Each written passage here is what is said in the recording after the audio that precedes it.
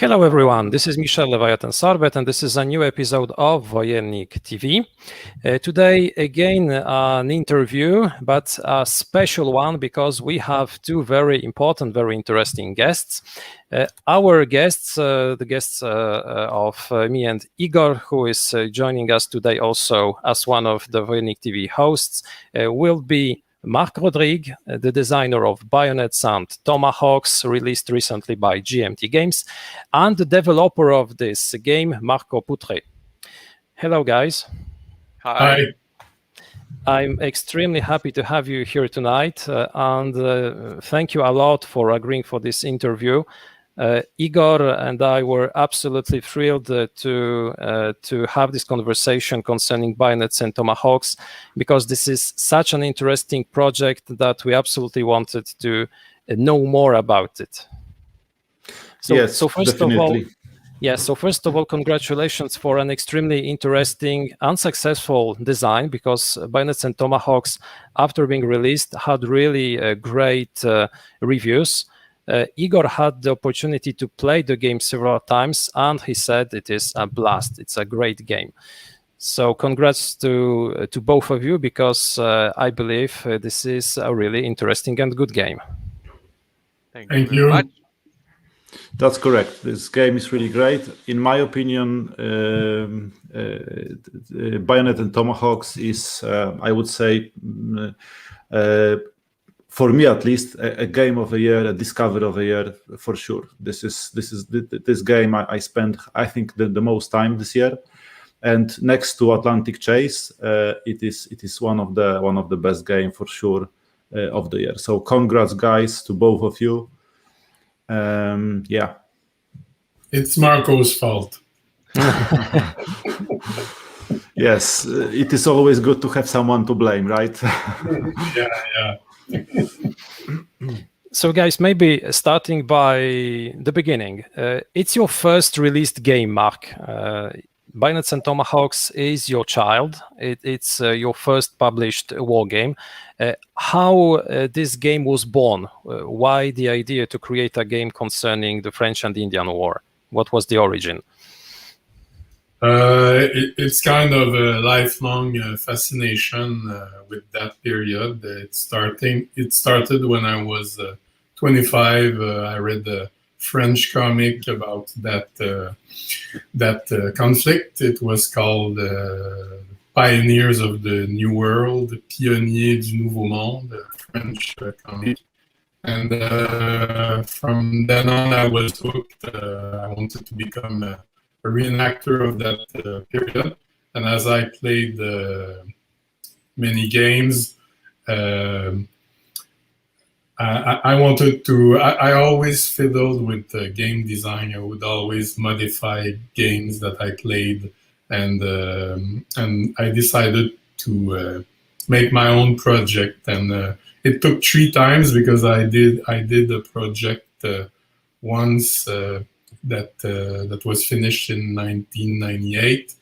Then I dropped it when Volko published Wilderness War, because I thought my own game was nothing compared to that. And then after that, I decided to work again in 2008.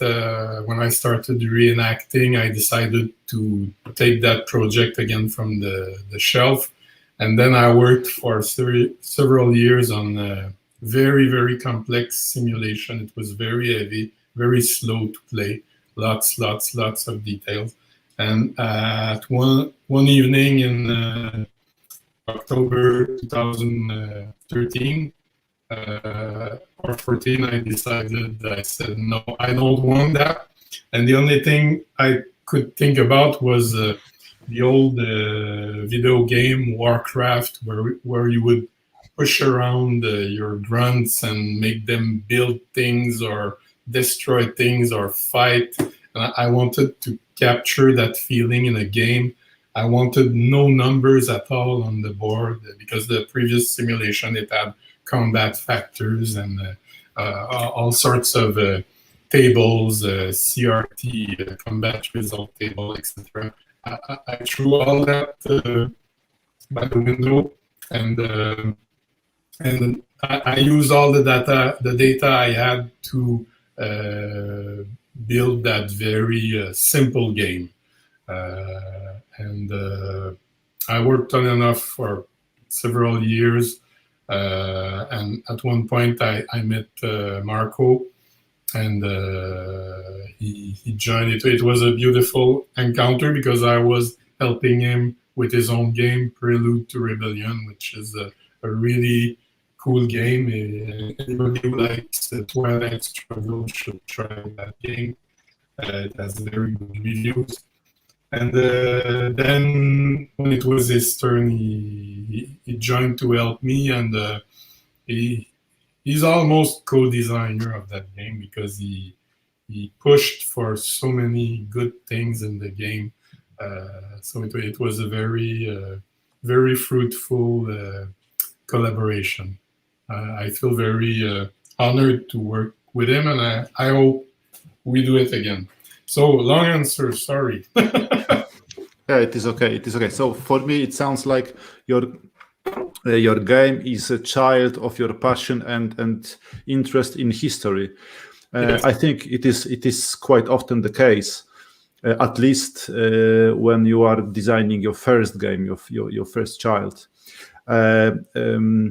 Marco, question to you. Could you tell us what does it mean to be a game developer? What role you played in the design and what part of job you take responsibility? Well, I'll follow up right where you left off, because you were comparing Bayonets and Tomahawks to Marc's child, and I think that's an apt comparison, because at some point, if you have children of your own, at some point we don't see their bad sides anymore. We're so biased. I mean, they're the smartest, they're the prettiest, and that's where a developer can bust your bubble. Yeah. Looks like you're describing my child. Yeah, well, of course, and I'm describing mine as well. But a developer is there to have some distance from the design. Having designed my own game, I know that at a certain point, you can't see clearly anymore. You've been hands-on your game for such a long time that at some point you don't see the defects, you don't see the pitfalls, the flaws, I would say, and that's when a developer can step in at some point during the design process. The developer is helpful to give you some perspective and to shake the tree a bit, and to shake your convictions. And God knows I had many conversations like that with Marc, putting everything in question and challenging everything.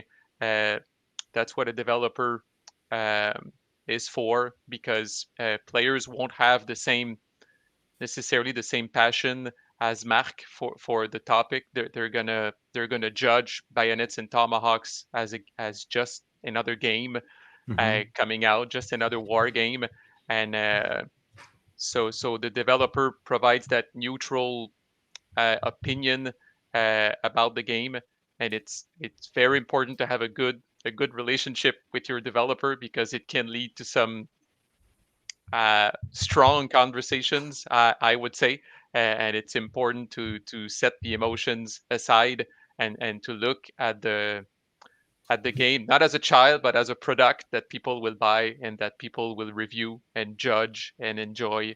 And I think that's what my contribution was about. I think this is very important, and this is common not only to game designers, but to any creator who treats its creation like a holy grail of the industry sometimes, and having that kind of how to put it, a person who will compare the ideas of the designer with the reality, doing reality check is something very important. So, but we jump straight into very serious topic related to the game. But before we will continue, and we will continue this because this is very interesting.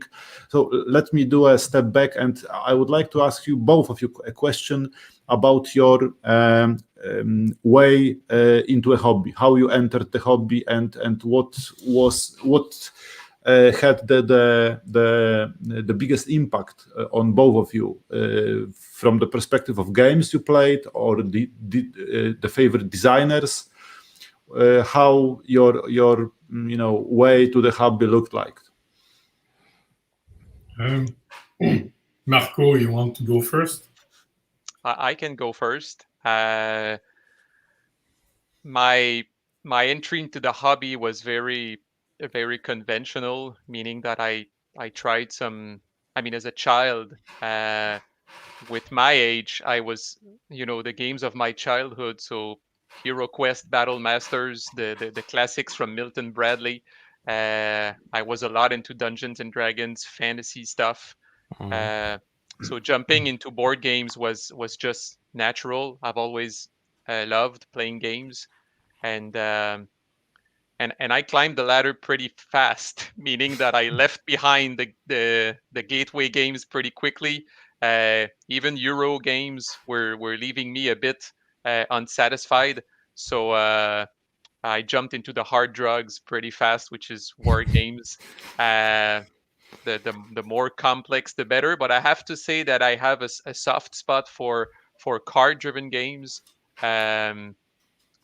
Even more so than Hex Encounters games, even though I love these games too. But I will play anything, but really I'm more into war games, what people call Ameritrash games. I enjoy them a lot as well.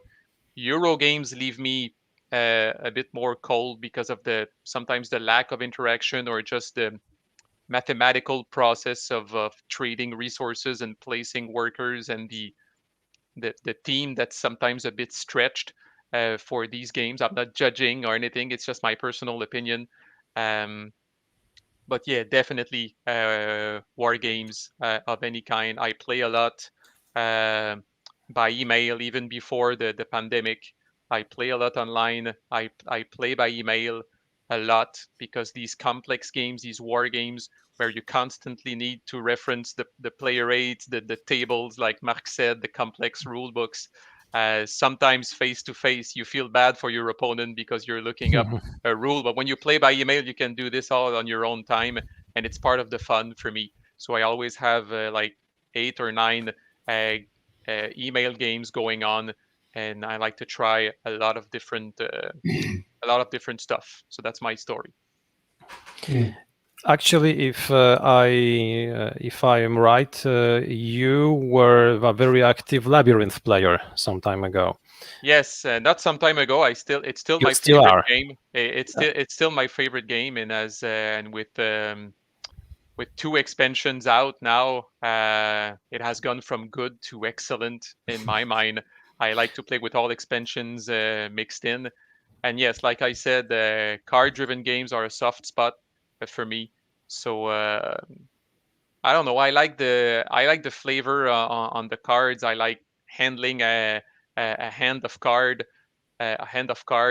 I just enjoy it. For me, it's icing on the cake. But again, I will play anything, or at least I will try anything at least once, to broaden my perspective on gaming. Great. Marc, how about you? Well, it started at a very young age. I used to play Risk with my father, and I think he gave me the virus to modify, invent things, because he was somewhat modifying the board, adding territories. We're talking about the classic Risk of the 60s, not all that not all the others that came after. And the youngest war game approach I took, the earliest, was I played a lot of Legos, and I love the Napoleon a lot, the era, and so I was building Napoleon armies with Legos, and one evening my father said, you could roll dice to see how many people you can move, and roll dice to shoot. And I hate him for that and I love him for that, because that's what started everything. And like Marco, I was a lot in Dungeon and Dragon for a while, the classic stuff where we had only our mind and a pencil to play. And then after that, I wanted to go back to wargaming, and I love tanks. Since I'm really young, I love tanks. I don't know why, maybe from watching World War II movies with my father, but I wanted to buy the very best tank game, and I bought Panzer from Yakinto at that time. Now it's been redone by GMT.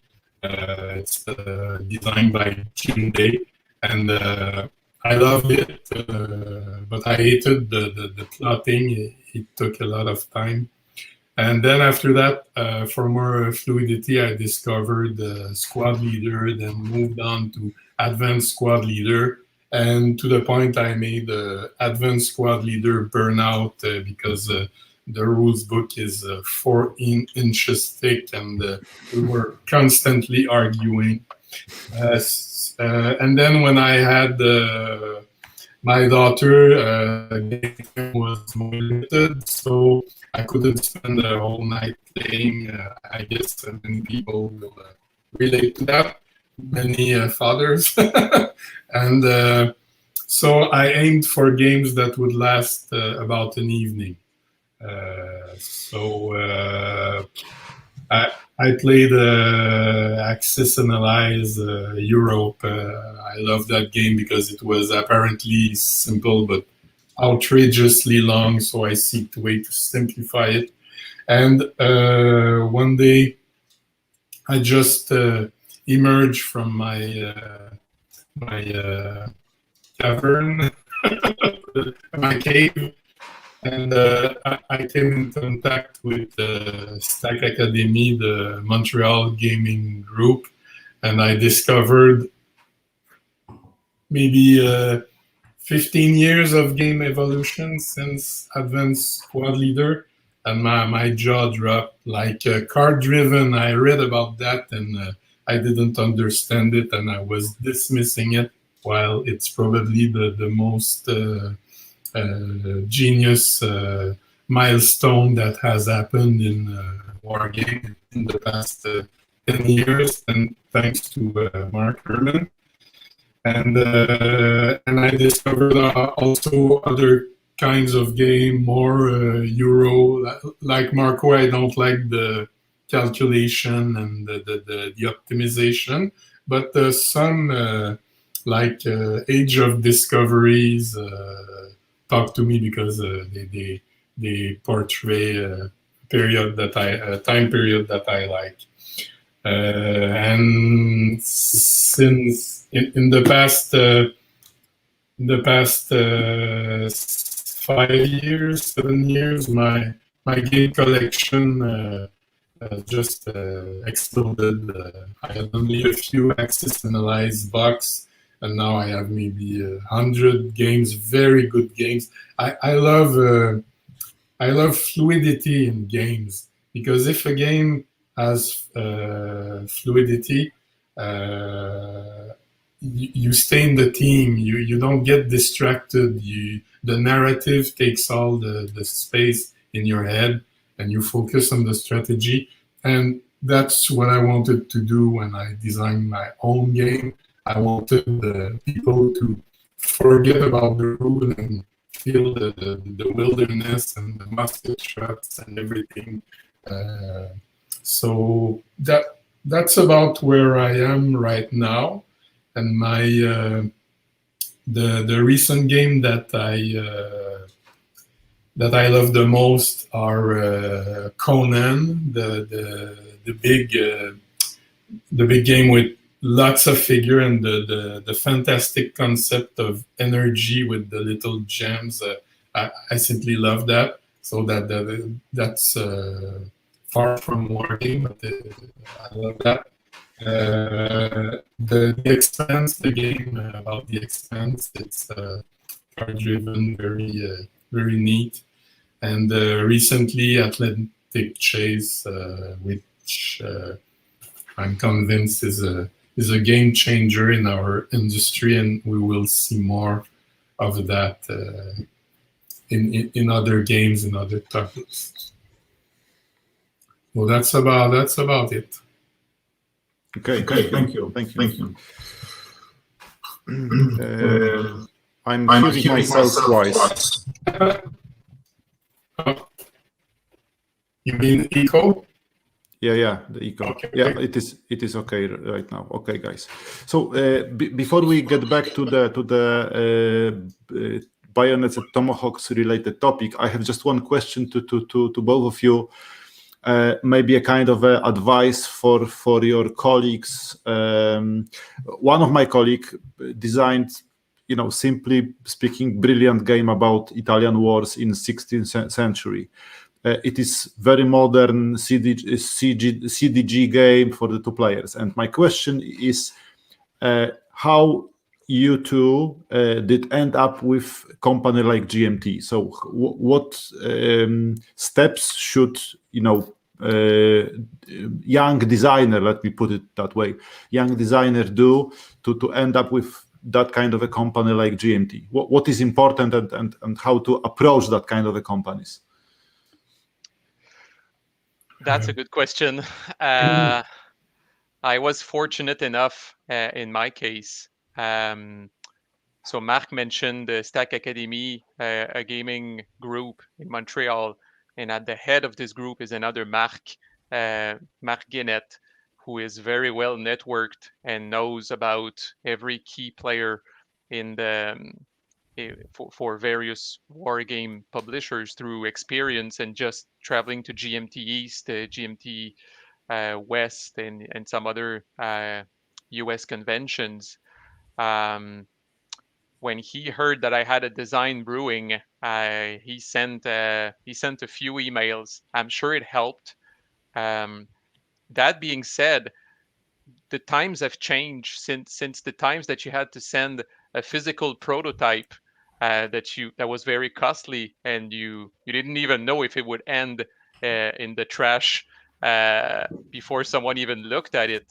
Now with gaming engines like Vassal and Tabletop Simulator, most people can put together something, and with video conferencing like we're doing right now, it's quite easy. And I've made a few demos of my game this way to potential publishers, and it helps a lot because I can only assume that these guys get a lot of rule books, a lot of ideas, a lot of prototypes, and you have to stay on top of that, and you have to provide them with something. You have to be the spark that will just light the fire for your game, and give them a primer, and use your charisma and your passion for your own game to communicate this to eventual publishers. So there are ways to do it right now, and I'm sure these guys are saving a lot of time. Instead of perusing a 24-page rule book, they can book just an hour conference call and just see your game in action, and see the bits and pieces, and see how serious you are as a game designer. So it changed even from back when I submitted my project. It has changed a lot, and people have to follow the parade, so to speak, and just have that modern approach where you're just not competing through mailboxing stuff overseas. You're just meeting potential publishers face to face, and Yeah, so that would be my advice. And by the way, I'm very curious about this game because you said CDG and you see the light bulb came up in my head, and I'm like, I want to try it. I don't care if it's in Italy in whatever era. I want to try it. I'm that addicted to CDG. So yeah, that would be my advice. Igor exactly knew what to say. Yeah, correct. Too bad I'm not a publisher, but yeah. Okay, thank you for this. Thank you for this. I will connect you with my colleague, and maybe you will have a chance to play this game. Yeah. It is really worth.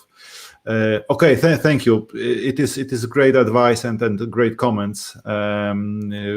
Michel, do you have to ask some questions before we jump to the B&T related topics? Well, I already asked the question concerning what was the idea of designing a game about the French and Indian War, but what deserves to be further underlined is that you both have a French-Canadian background. So this is also something which, as I suppose, was very helpful when working upon this project, because it gave you a special perspective, a special way of understanding certain things concerning this very important war, which in fact shaped the way how North America looks even today. So was it something important for you? Was it something helpful when working around this project? Absolutely, it was fundamental because not only I'm a Quebecer, French Canadian, but my mother is French, so I have the French perspective also, which is very different from the Quebec perspective. And I'm Anglophile, so I like all the British history, American history. The next topic I love the most is the American Revolution. So it's very helpful because I have access to all sources. Almost all, because there's one very important peoples I didn't mention. It's the Native American, the indigenous peoples. So I have lots of books about them, and I'm fascinated by that topic, and I wanted that game to be about them. But I'm not Native American, so that's the only thing that was a little bit that was missing, but I made up by lots and lots and lots of documentation. And often what I observe is that if somebody is American or British, he will be more, he will stick to that vision of the world. There are many exceptions, but it's the natural thing to do. If I was American or British, I would probably stay within these boundaries, because it's a culture that dominates the world presently.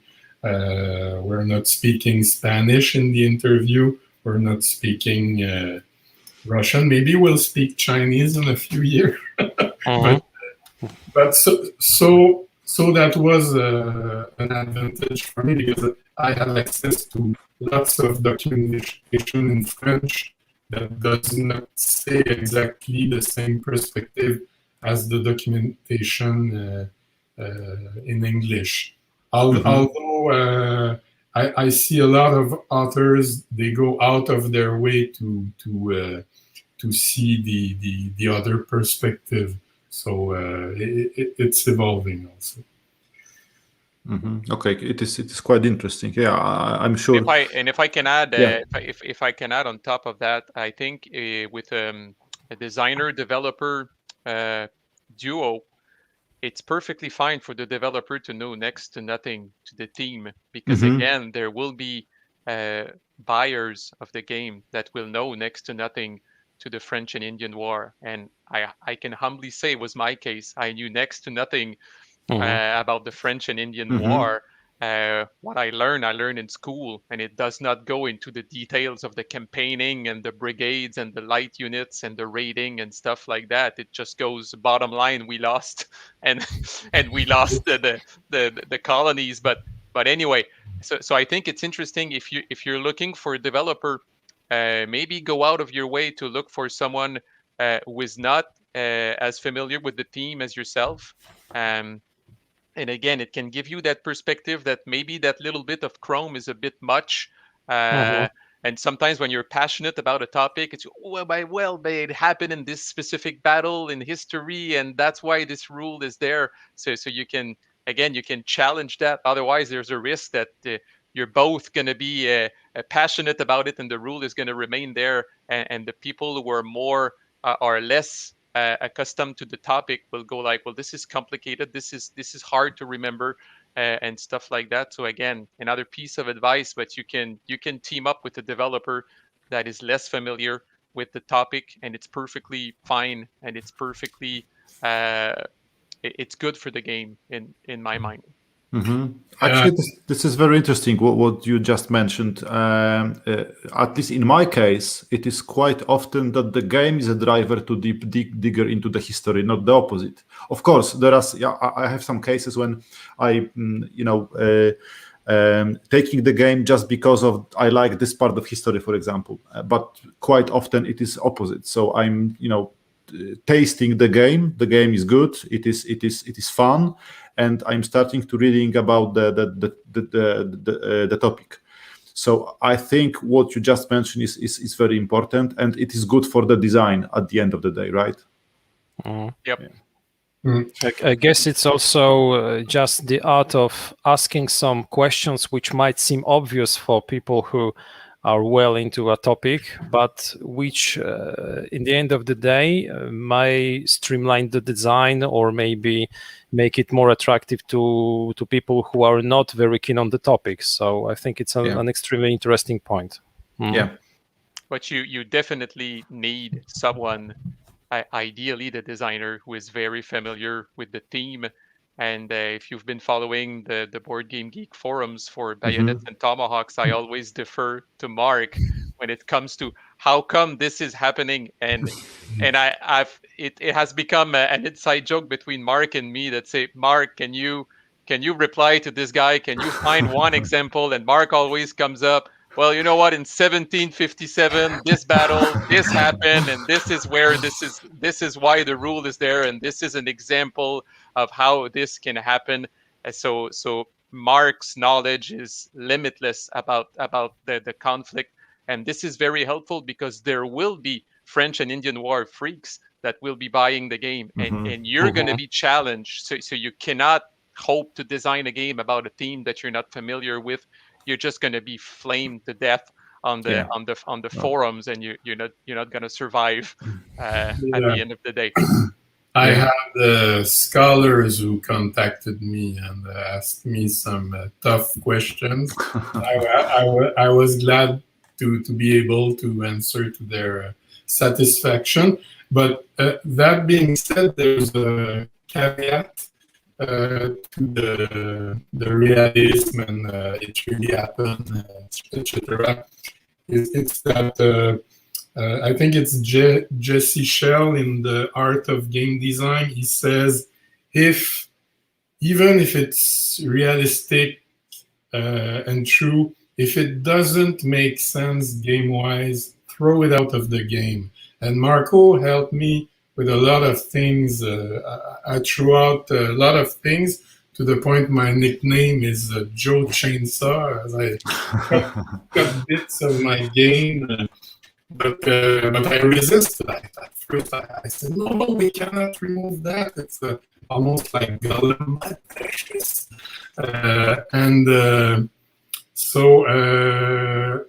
So yes, history is important, but it's a game, and you have always to put the game first, and this can lead to hard decision. You say, I let go of that, but the game will be a better experience. Mhm. And Marco helped me learn a lot with that. Yeah. Okay, thank you, guys. I must to ask this question.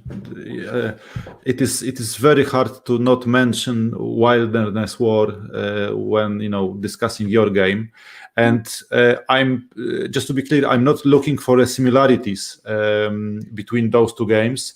Treat this question as a kind of an open-ended question. But I would like to ask to how extent Wilderness War impacted your design. And I'm not assuming any answer from you. Even answer like I just hated Wilderness War and I wanted to design my game totally opposite way. It will be still a good answer, but just treat it as an open-ended question. Okay, it's a very good question. First, I embrace Wilderness War because of its excellence. It made me drop my previous project in 1998. That being said, I never played it because I knew I wanted to make a game and I didn't want to be influenced. So I looked. Of course, I looked at some of the tables and some of its components, but I never played it so that my own design would not be influenced by what was in it. And now maybe I'd like to try it now that my game is out. For me, it's totally okay that people always refer to that game because it was a milestone in the French and Indian War game design. I think it was the first game that did the job so well.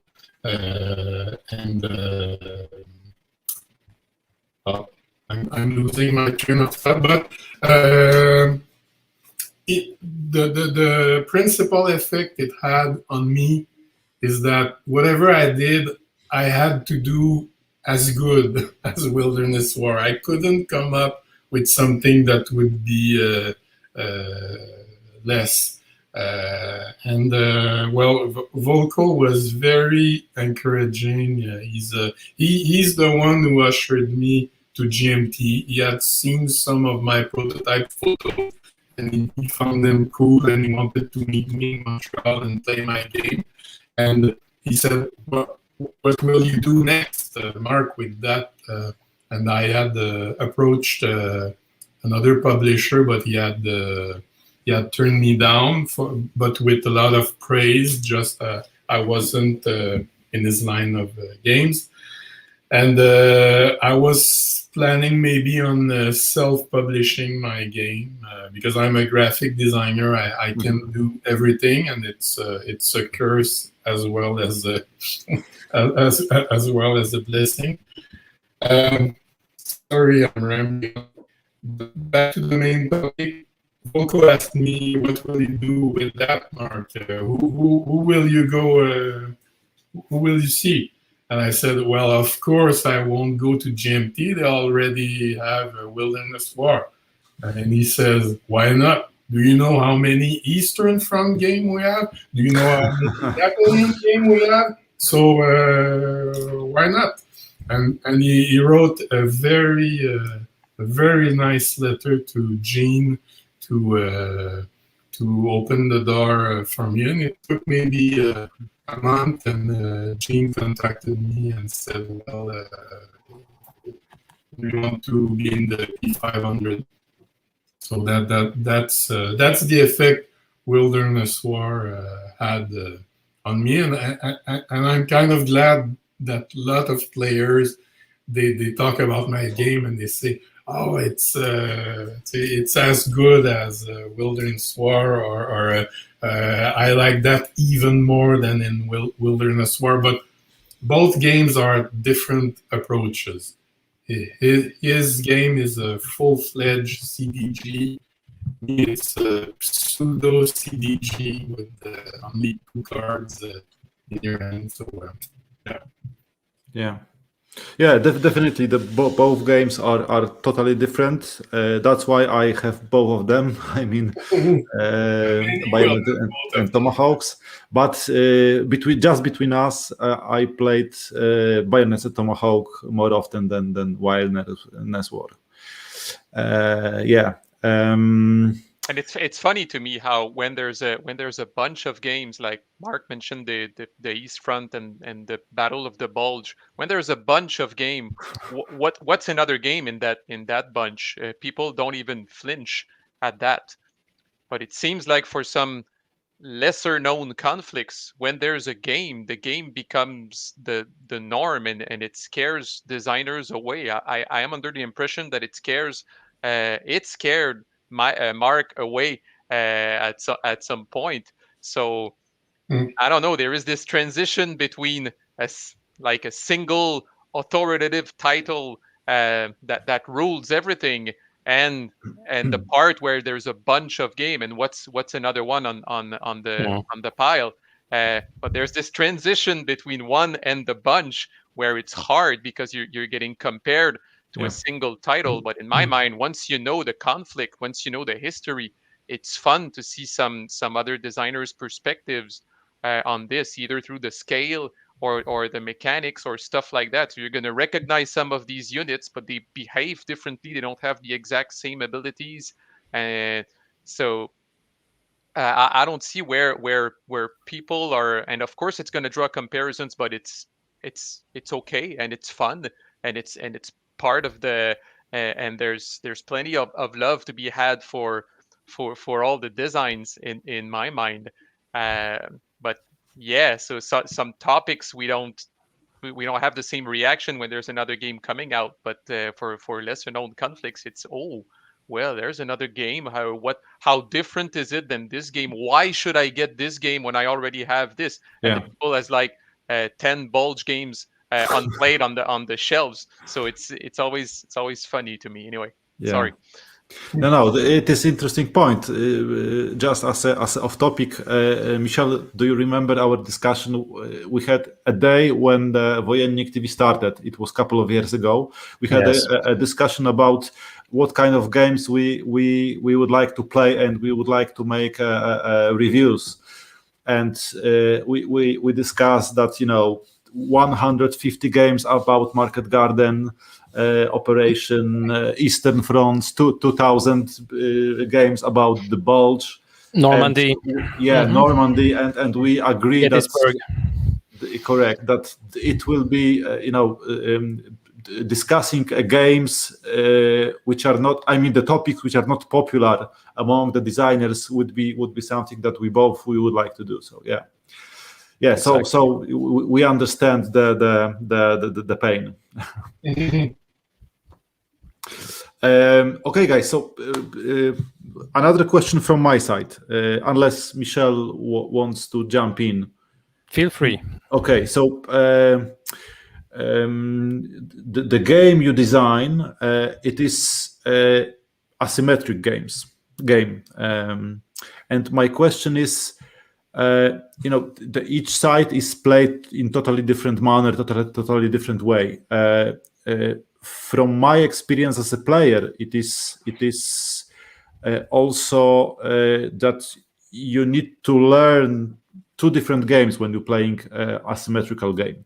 And my question is, was it difficult to design that kind of a game, and how you are testing that highly asymmetrical design when it comes to play testers, people having different playing styles. So this would be my question: how to, because I can imagine that designing that kind of a game is a much more difficult task than just symmetrical side A versus side B game. And if I might just also to further bring this question to another level, how to make the game balanced, because when we talk of asymmetrical games, one of the most important problems or issues is balance between both sides. Sometimes to make playing both sides as much fun, but also to give both sides pretty similar chances of winning? Well, this is the thing that made me lose the most sleep at night, because well, asymmetric games, now it's business as usual. There are lots of games that are asymmetric, because most of the time when someone attacks another one, he applies the art of war, not Sun Tzu, but the other guy, the German Clausewitz. I hope I said that right.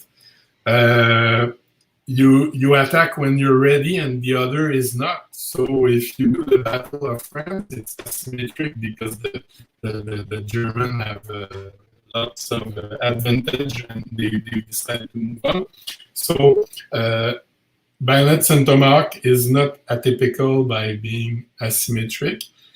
And after that being said, it's a huge challenge to balance asymmetric side, because the way I did it, and it's after reading Mark Herman in C3I magazine. He had a series of articles, Pio's Corner, and one was about play balance, and he said there's not enough of a lifetime to test a game to make sure it is balanced. And he said he cheated by doing some extensive Excel calculations. And guess what? When I read that, he just confirmed what I did. I did some huge Excel that every time I would go back in them, I would be almost lost in the calculation. But it allowed to factor in lots of things, and I could have a notion that, okay, if it's that way, I think it will be balanced. And then I would send it to testers, and they would fine-tune the balance. They would reveal some flaws. And one thing I was really fortunate is that at one point, I asked Gene at GMT, I said, we need experienced play testers, because if you go in a convention, you have two guys, they're not the same level at all. One is distracted, one is into it, and then you play, and it's an outrageous win for the British. Oh, I have to beef up the French, but no, it's because the one guy played like a moron, pardon my French. So we had very, very good play testers from Australia, United States, France, and they gave some precise comments on what they felt was wrong. And that's how, from my basic Excel computation, we could go through the final thing. And I even tuned it up further by playing myself against myself, and using because the dice are a bane. The dice can make a game go wrong. So I had a sheet of dice result predetermined for each unit type. So every time a unit type would roll, I would check off one roll, so that the brigades, they never get more than the average flag roll or bayonet and tomahawk roll. So I did that for each unit. So I was sure that in my test, the dice would not mess up with the test I was doing. Mm-hmm. But asymmetrical, it deserves a lot of attention, calculation, and testing, and yes, you have to consider how each side will be played. If you're the defensive side and you play offensively, it will be you will spend yourself out and open the door for the other side. So doesn't mean you don't do nothing. You must punch the adversary in the face now and then, but you have to remember you're defensive in that scenario. Mm-hmm. Yeah. Marco, and what is your view on this topic? Well, that could be the topic of a whole podcast all by itself. I think Herman summed it up pretty well. You don't have enough of a lifetime to playtest a game. For me, I don't see Bayonets and Tomahawks as being asymmetrical. Back to Labyrinth. Labyrinth is an asymmetrical game in the sense that the US player has a completely different rule set than the jihadist player. In Bayonets and Tomahawks, both factions have the same unit types. They use the same dice. They use similar cards. But in most war games, one side is the attacker and the other side is the defender. Back at those famous infamous Eastern Front games or Bulge games, there's an attacker and there's a defender. And of course, if you go around as the Allies in the Bulge game on December 16th and you start attacking the Germans, you're going to lose badly. So you need to know your posture and you need to know a bit of the history and say, you know what, I'm being invaded right now. I need to protect. I need to buy some time. I need to protect some key locations. And it's the same in Bayonets and Tomahawks, depending on the scenario. If you go around and you have the wrong posture, the morons Mark was talking about, that could be a moronic move, to attack when you're supposed to be in a defensive posture. There's room for some bold moves at some point, but at the same time, you can't fool around and you can't mess around and then blame the game for being unbalanced after that.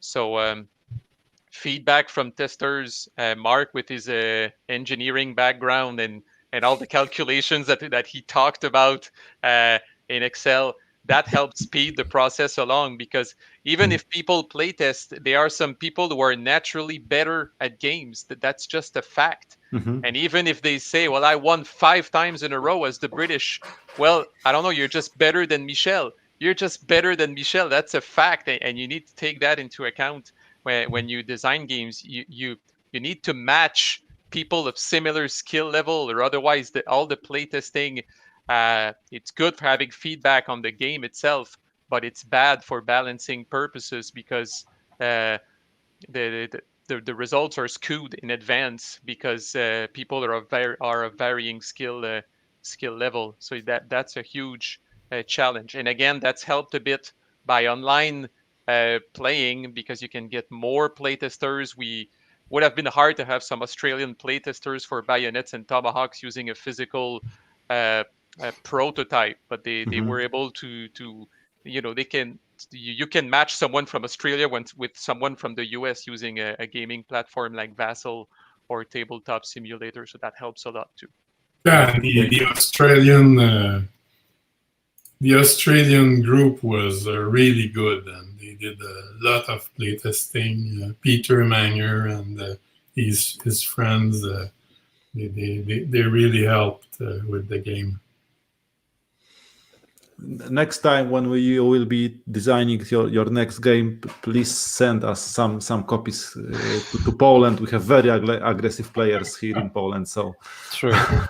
So we can stress your next design. You would think that people would volunteer for playtesting, but the sad fact is that with so many unplayed games laying on the shelves, people are going to give you maybe a game or two, and then they're going to move on, just like they're moving on after playing 1 or 2 games of the brand new games that just came out from their favorite publishers. So at some point, you're just struggling to find good playtesters because you've been asking around for years. Yeah. And your inner circle is drying out, and you have to reach out farther and farther in order to find some playtesters, because the usual suspects have all played the game several times now, and they may be shy to tell you, but they're like, heck, I've played this quite a bunch, and I've printed it quite a few times. Now I'm ready to move on. Ask someone else. They will never tell this to your face, but this is something that you feel definitely sometimes along the design process, and you need them at the beginning, at the middle, and at the end. So it's definitely a challenge. Yeah, this is the different side of the story, because quite often when we are, as a players, we are receiving a new game and it is clearly not tested enough, we are just not very happy with the results, but we are not aware that gathering a group of testers is so hard to achieve. So yeah, it is you are putting a different line on this topic. Yeah, it is quite interesting. And I don't know if it's me, but I feel that in the last 5 years, and Marco hinted at that before, I feel the game design has exploded. There's so many people, and there already was so many people designing games, but now it's like an infinite number of people designing. It must be even harder for a new designer to catch publishers' attention. And Gene Billingsley gave very good advice at the San Diego Historical Convention. He said, hook up with an existing designer, try to design something based on his system, and this will be a gateway to get the publisher's attention, because it will be a safe bet for the publisher. And now, and once you've made the proof that you can deliver a game, then he'll be willing to listen to your new design. And one of the most important factor a publisher is checking when he accepts a designer. He wants to make sure the guy will finish the run, because it's not a marathon. It's like 10 marathons in a row, and when you reach the end, you turn crazy. I cannot count the times that I wanted to drop out of my project. Even though I loved it, I said, and you have to go for the long run and stick to the end. But sorry, I think I diverted the Oh no problem. It is quite interesting. It is quite interesting. Very, very interesting. And speaking of those marathons, Marc, are you ready for a new marathon? What are your new concepts? What are your new projects right now? Do you have any new ideas for a new game, guys? Well, I have several ideas, but Bulge game. I want to make a game about Poland. Just joking. But the fun thing is that there's a very good Polish publisher, Phalanx. I wanted to approach Phalanx at one time. But okay, currently I'm playing designing the siege of Quebec, the full siege, the 3-month siege in a more detailed manner than it's done in Bayonets and Tomahawks. It would focus just on Quebec's area, but I'm not ready yet to enter another marathon. I'm just resting for now and enjoying. Catching your breath. Well deserved. Yeah, enjoying the success of Bayonets and Tomahawks, but there's also something I'd like to do with the Revolutionary War. Maybe apply Bayonets and Tomahawks to that topic, but I'm not jumping into anything right now. But if there was something, it probably would be one of these two avenues. Quite interesting. There are not many games about sieges, so I think it could be really a really interesting topic to touch on. Marco, and what about you? What are the next board gaming / wargaming projects? I'm currently developing another game. It's called Prelude to Revolution. It will be published by Compass Games, who published Prelude to Rebellion. So it's kind of a follow-up game on a different topic, on a more popular topic, which is the Russian Revolution instead of the Lower Canada Revolution. So same system, really. Mike Wilner is the designer, first-time designer, very enthusiastic when he played Prelude to Rebellion, and there was this spark because he's a Russian Revolution enthusiast, and he asked me if it would be okay to use a Prelude to Rebellion system in this context. And not only did I say yes, but I said I will help you develop the game. So it's available for pre-order now on the Compass Games website. And we're entering the graphics design stage of the game. So we played it a lot. We play tested it a lot, and it's ready for handing over to the artist. So it should come out, I don't know, maybe sometimes in 2022. So right now, that's the only gaming project that I'm involved with. I told Marc, whenever you're ready, I'll be there to help you develop your next game, but all in due time. I speak from experience. It takes a toll on you. Designing a game, it leaves you exhausted in the end, and you have nightmares of these last few miles of the marathon forever, because it's easy to jump on the bandwagon when you're just brainstorming ideas, designing cards. This is the fun part. But when you're reading your rule book for the 20th time, looking for typos, looking for inconsistencies, I'm sorry, but that's work. That's work. That's not a hobby anymore. That's just work, and it might even be worse than work depending on where you work. So I can understand perfectly Marc's feeling of wanting to take it easy. That's it for me.